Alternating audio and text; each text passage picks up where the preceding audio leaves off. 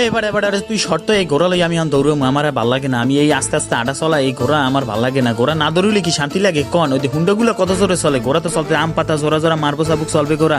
ওরে জনগণ সরে দ্বারা আসছে আমার পাগলা ঘোরা। এই কুয়াকাটা পিসের উপর ঘোরাগুলো চালাইতে আসি, যাইয়ে ভাড়া লইলাম কয় 200 টাকা দেন। এইটুখানে একটা জায়গার মধ্যে ঘুরেইব কয় 200 টাকা।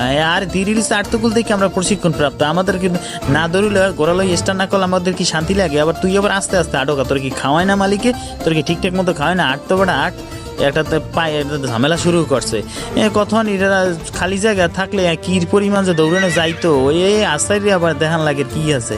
এই যে জায়গা ঘোরা তো দৌড়ে না, দৌড়লে দেখা যাইতো ওখানে কি আর করার আছে। এই যে জায়গার মধ্যে যে একটু করতে মনে চাই যে ঘোরা লইয়ে পাংখার মতো উহরি, কি আর করার আছে? ঘোরার তো আর পাংখা নাই।